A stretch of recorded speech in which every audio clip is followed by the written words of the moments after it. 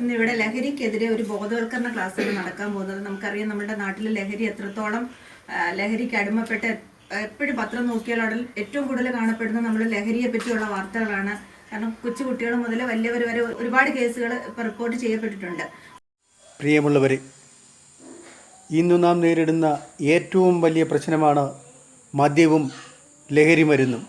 ഇതിൽ നിന്നും പിന്തിരിപ്പിക്കുവാനും ബോധവൽക്കരിക്കുവാനും ഏറ്റവും നല്ല മാർഗം കുടുംബശ്രീ വഴിയാണെന്ന് ഞങ്ങൾ വയോജനങ്ങൾ കരുതുന്നു.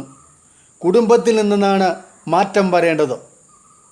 ബോധവൽക്കരിക്കുക വഴി അതിൻ്റേതായ മാറ്റം ഉണ്ടാകുമെന്ന് ഉറപ്പാണ്.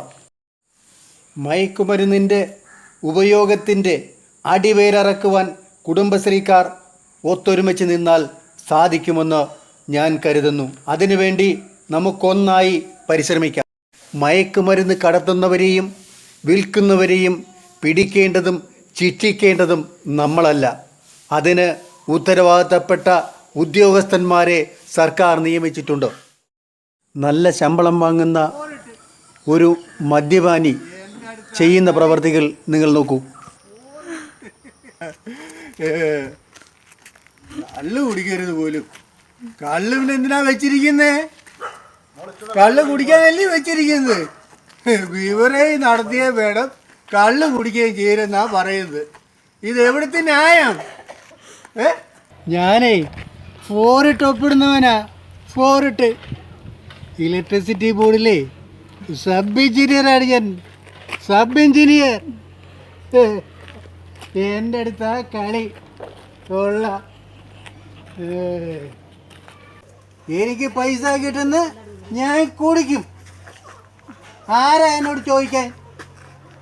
കല്യാണി, കല്യാണി, ചോറ് റെഡി ആയോ ഇല്ലയോ? പൈസ തന്നിരുന്നോ? പൈസ പിന്നെ എവിടുന്നാ?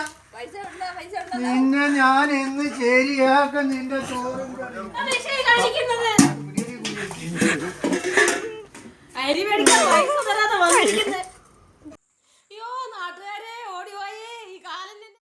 പഠിത്തത്തിൽ ശ്രദ്ധിക്കാതെ ലഹരിക്കടിമയായ ഒരു വിദ്യാർത്ഥി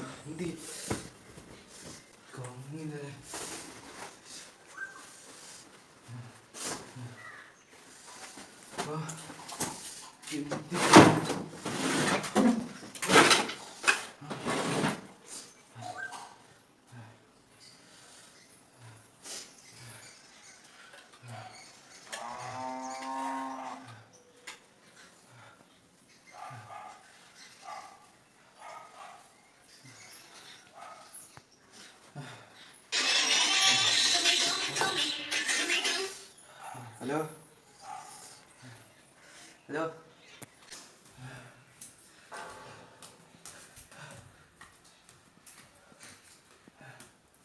അച്ഛാ, എനിക്ക് 2000 രൂപ വേണം. എനിക്ക് വേണം. ആവശ്യമുണ്ട്. എനിക്ക് വേണം. എന്തിനാ അച്ഛാ?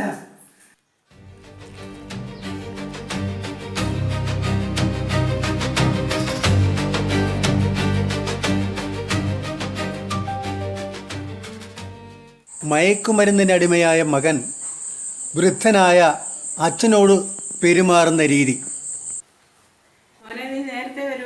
അറിഞ്ഞിട്ടിപ്പോ എന്താണ്? ഈ കിഴവനെ ഇവിടെ കിടത്തിയെന്ന് ഞാൻ പറഞ്ഞിട്ടില്ലേ? ഞാൻ വരുമ്പോ ഇവിടെ കാണുന്നത്.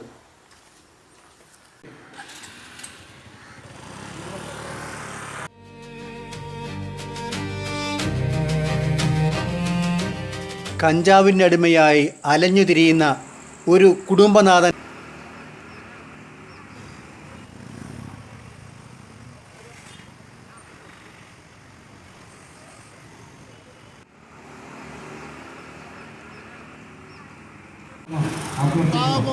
അള്ളാഹുവും അയ്യപ്പനും മനുഷ്യർക്കൊരുപോലെ എല്ലാം ധൂമം പോലെ